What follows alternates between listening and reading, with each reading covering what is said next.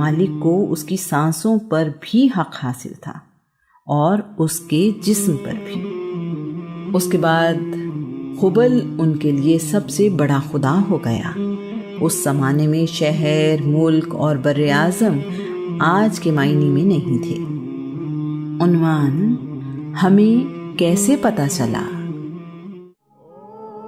انسانی تاریخ ہمیشہ سے سیکھنے کا سب سے بڑا ذریعہ رہی ہے۔ پہلے تاریخ لوگوں کی یادداشت کے ذریعے سے آنے والے دور تک پہنچتی رہی اور نسل در نسل آگے چلتی رہی۔ اللہ کریم نے انسان کو قلم کے ذریعے لکھنا اور محفوظ کرنا سکھایا۔ کہیں انسان نے درختوں کی چھال پر لکھا تو کہیں پتھر کو اس مقصد کے لیے تراشا، کہیں کپڑے پر لکھا جانے لگا تو کہیں کھال پر۔ ہر دور میں انسان نے لکھنے اور محفوظ کرنے کا کوئی نہ کوئی طریقہ ڈھونڈ نکالا۔ جب کاغذ ایجاد ہوا تو اس کام کی رفتار بہت بڑھ گئی۔ اسی لکھنے اور محفوظ رہنے کی وجہ سے انسان نے ترقی کی۔ عام لوگوں کو بادشاہوں، بہادروں اور غیر معمولی لوگوں کی زندگی میں بہت دلچسپی رہی ہے۔ اللہ کے نبی آدم علیہ السلام سے لے کر محمد رسول اللہ تک اس دنیا میں مختلف وقتوں میں نبی اور رسول آتے رہے اور لوگوں کی زندگیوں میں انقلاب لاتے رہے۔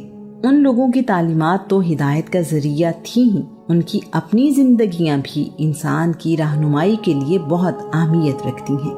ان کی زندگیوں کے متعلق ذکر آسمانی کتابوں اور صحیفوں میں بھی ملتا ہے۔ قرآن مجید اس سلسلے میں ہماری سب سے زیادہ رہنمائی کرتا ہے۔ قرآن مجید ہمارے لیے سب سے بڑا ذریعہ ہے جو ہمیں رسول اللہ کی زندگی کے متعلق معلومات فراہم کرتا ہے۔ اس کے بعد رسول اللہ کی زندگی کے بارے میں آپ کے ساتھیوں نے بتایا اور ہم تک یہ معلومات پہنچائیں۔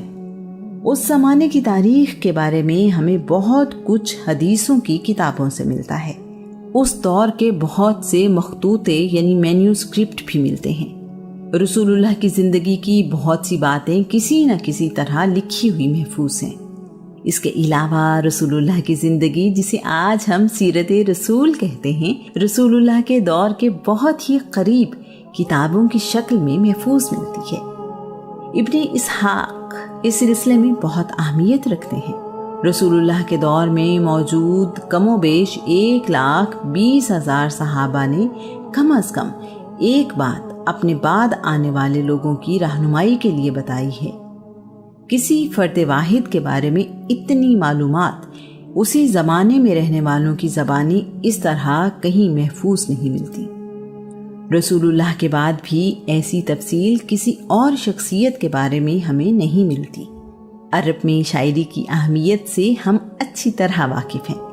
عرب شاعری کے بارے میں کہتے ہیں، شاعری عرب لوگوں کی تہذیب کا محافظ خانہ ہے۔ اس دور کی شاعری بھی اس سلسلے میں ایک اہم ذریعہ ہے۔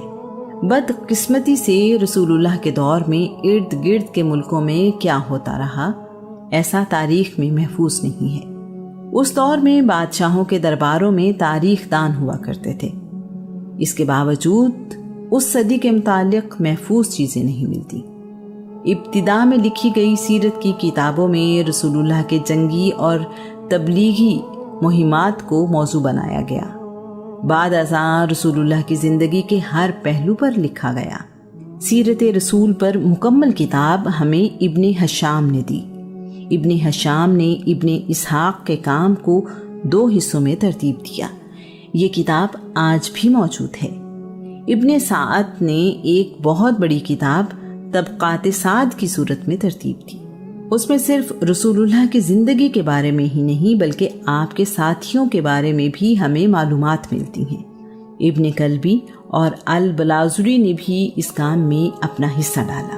رسول اللہ کی سیرت کے بارے میں ہر زبان اور ہر دور میں ہی لکھا گیا۔